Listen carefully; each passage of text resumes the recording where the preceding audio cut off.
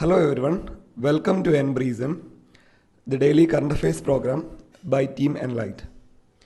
Today we will be discussing about four major topics that were in news. Now let's move to our first topic for today, that is regarding Western Ghats conservation.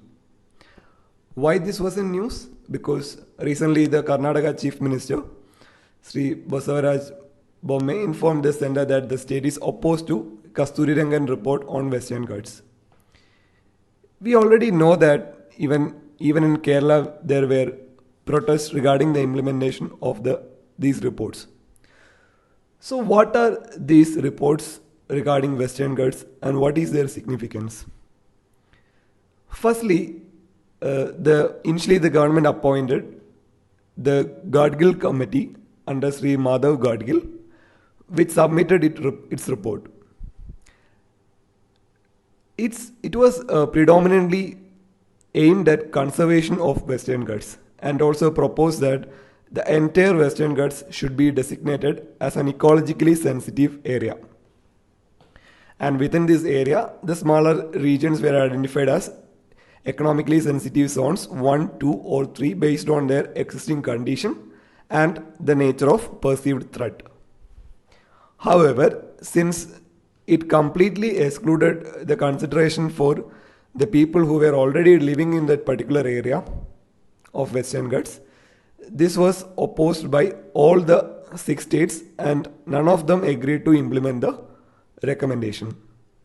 So due to heavy protest by the states that are joining the Western Ghats, the centre appointed another committee, which was the Kasturirangan report, which is in news now. So Kasturirangan report actually sought to balance the development as well as environmental protection, in contrast to its predecessor, Gadgil. So the committee's main recommendations were to designate only 37% of the total area instead of the entire area suggested by Mr. Gadgil. And it also suggested for complete ban on mining, quarrying as well as sand mining in the ecologically sensitive area. And no thermal power plants as well as hydropower projects are also were not allowed, and the hydropower projects that are allowed should be allowed only after a detailed study indicating that its benefits outweigh the negatives. And the red industries, which is mainly highly polluting industries, are strictly banned in these ecologically sensitive areas. So actually, if we look at the report as a whole, we can see that it beautifully balances the environmental conservation as well as protect the cultural environment, that is the human inhabited sites. However, even this report was opposed in several states like Kerala, Tamil Nadu, Karnataka, etc. And even the Kerala government appointed another committee called Women v Women Committee in order to study about implementation of the Kasturirangan report. And this is the history behind the various reports that were implemented, that were submitted to the central government in order to conserve the Western Ghats. And most of these reports have invited strong criticism as well as opposition from and it was very difficult in implementing these reports. However, if we look at Western Ghats, we can see that Western Ghats is one of the hottest of the hotspots in the world, and as well as it is also a UNESCO World Heritage Site. It's a natural site, and it is also home for many pristine national parks and wildlife sanctuaries. And also it plays important role in regulating the monsoon climate in Kerala and also the adjoining other states. Hence it is very important that these reports should be implemented in order to protect the pristine natural environment and the fragile nature of this particular area. And this is about the various reports. And now let's move to the next topic. So the next topic is regarding a military exercise and more in the nature of providing support in the times of disaster. And the exercise name is PANEX 21 and it is mainly conducted amongst the BIMSTEC nations, and it will be held in Pune, and it is basically a humanitarian assistance and disaster relief exercise. And if we look at the participation, we can see that most of the countries are BIMSTEC nations only. That is India, Bangladesh, Nepal, Bhutan, Myanmar, Sri Lanka and Thailand. Mainly the states that are adjoining the Bay of Bengal area. And the participation is mainly by the subject matter experts as well as delegates from these countries. Next topic for today is a capacity building scheme launched by National Commission for Women, which is called She is a Change Maker. So what is this scheme all about?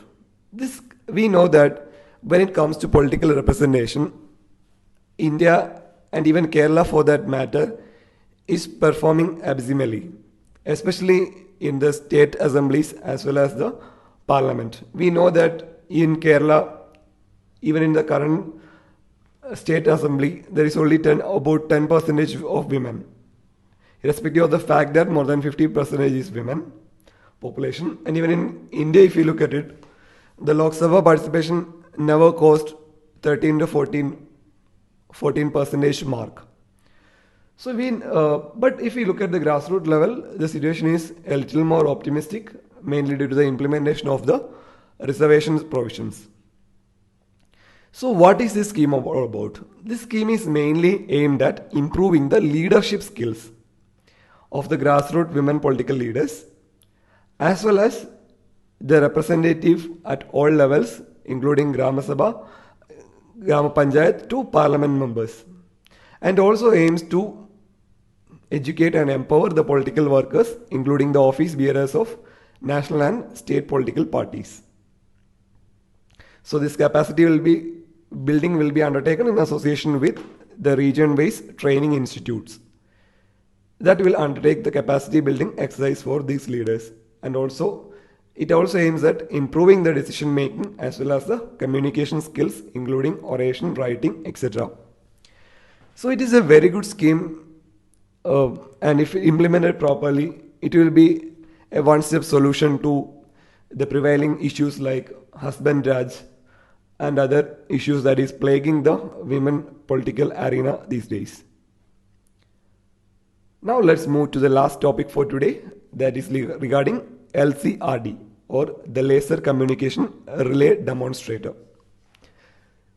So what is it? It is mainly the NASA's first ever laser communication system. So what is its significance? We know that normally NASA or even any other space organization for that matter mainly uses radio frequency communication in order to send data. An important constraint for sending data by this method will be the bandwidth limitation as well as the slow pace of transmission of data. So in order to overcome this, NASA has recently implemented the Laser Communication Relay Demonstrator, or LCRD. So it mainly uses the laser communication instead of radio frequency in order to send data. So what is its importance? Because it will increase the bandwidth up to 10 to 100 times more than the radio frequency system. And this system has mainly consisted of two optical terminals, one for receiving data from the spacecraft. Then from this spacecraft, this data is sent to this LCRD, and the modems translate this data to laser signals. Then this is encoded and then sent to the ground stations. So that is the way the data flows. And Next, we will be looking at what are the differences between the laser versus radio communication.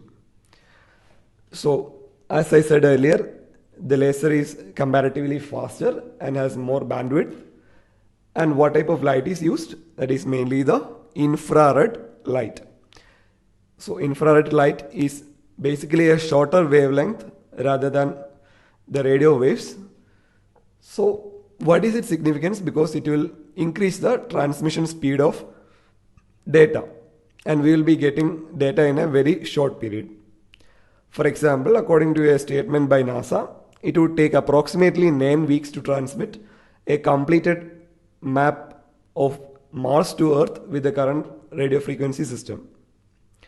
However, with lasers, they could accelerate it to about 9 days. That is about 1/7 of the time. So that is a significance. That is more data as well as within lesser period with an enhanced bandwidth.